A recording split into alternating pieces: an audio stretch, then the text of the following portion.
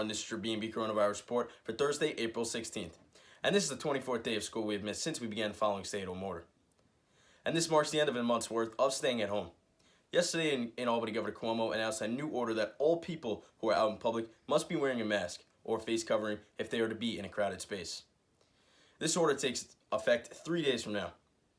Closer to home, Nassau County Executive Laura Curran used her Twitter feed to honor healthcare workers and the Nassau County residents who are hard at work making masks for the public to wear. Now let's check in with our BMB reporters around the district to see how the coronavirus is impacting their neighborhoods. Hi, I'm Hannah Broxmeyer reporting from Henry Street.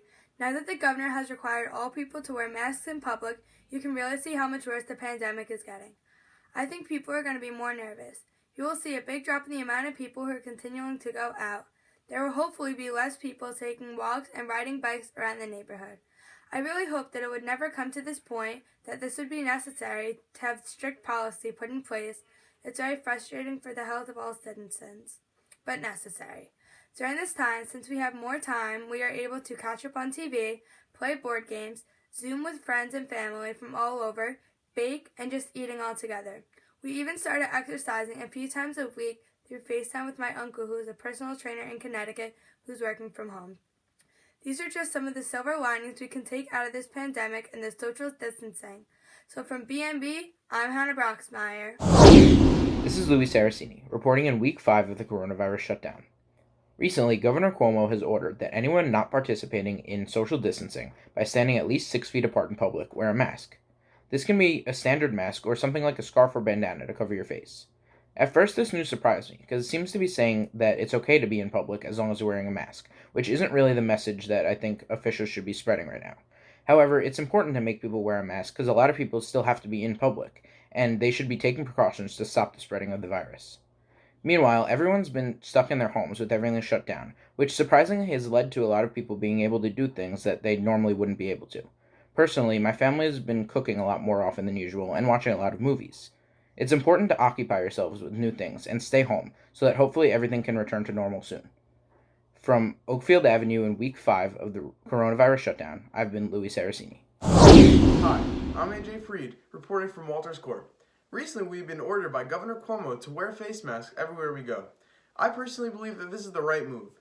With us almost at the end of the hard 2 weeks we have been going through and the infection rate slowly flattening, I think that wearing masks is the best possible thing to do. Now, while I've been inside with my family, we have been able to do things that we didn't really do before quarantine. We go for walks around the area sometimes, which we never really did when we were all too busy. That's all from me. From Walters Court and from BMB, I'm AJ Freed. Stay safe, Mepham. Thanks, guys. Yesterday on Midweek Update, BMB's Lorrie DellaCroce profiled Neonatal nurse Maryann Vaccaro. We wanted to an extended version of that important package on today's Daily Report for those who may have missed it. Due to the coronavirus, everyone's been told to stay indoors the last few weeks, but there's one group that goes out every day, specifically the medical field. They're working overtime against this crisis, and to be honest, we don't even realize the effect it has on them.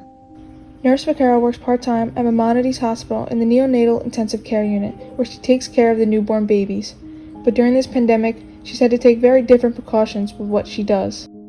When this first started, our manager gave us a paper bag with our names on it, like a lunch bag, a mask, and said, "This is your mask until it's no good no more." She said, if you cough into it, if you sneeze into it, if you feel like it's getting run down, you could ask for a new one, but basically it should last you maybe a week or so. The parents and babies who are infected are also not able to undergo a normal delivery because they're not able to see each other until they test negative for COVID-19. So once the baby is born, they come to us, and we know the mom is COVID positive. We put them in isolation. We test them, but we don't get the test right away, so it takes about 2 days. So they stay in isolation. We have to gear up the whole thing. We put the mask on, the N95s, the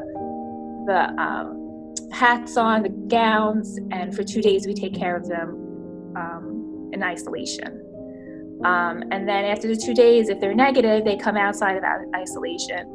But we still keep them in an isolette, and we still gown up. In the meantime, they have created a way for the parents to connect their phone or computer to cameras that are on the babies. This way they can still see their newborn without contamination. Along with these different procedures, the hospital has done away with all visiting, no matter what you were there for. Usually it's full. So one day I just walked in and it was completely empty. They just emptied everything out. Everything was cleaned out. There were no visitors allowed at all. Nobody, like if you go into the hospital, anybody you love goes into the hospital, you're basically checking them at the door. Since there's no visitors, the halls are quiet and dreary, adding to the sadness of the virus, which extends down the block. Seeing this every day takes a certain toll on the essential workers that we don't even realize because we don't have to deal with it to that extent.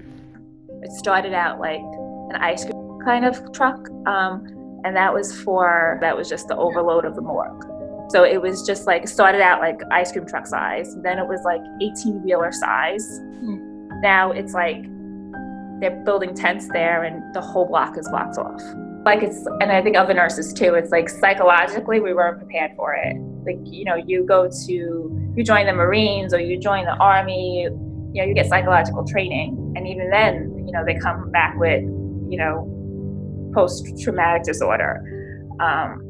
It's very traumatizing. It's very traumatizing to walk past a block full of bodies. It's very traumatizing to hear codes all day long and know that people are hurting and in trouble. It's a very different way of life. Work is not fun. It's not happy. It used to be, and it's not anymore. So right now, we're just trying to get through it. You go to work and you have to focus and get your job done and you get through it. But like at the end of the day, when you come home, I come home every time I work, I come home crying. After seeing this, Nurse Vaccaro can't imagine being the same after. And not only for herself, but for the world as we know it for at least the next year. Like everyone else says, you should just wear masks. People should need to be hand washing, and it's not just the flu like everyone says. It's more than that. People really need to be more aware of their surroundings, what they touch, what they put to their face, touching their face. Like I said, I don't think it's going to be over until there's a vaccine and medicine that actually is for COVID-19. Along with Maryann and Vaccaro, there are thousands of others risking their lives every day to bring our country back to normal.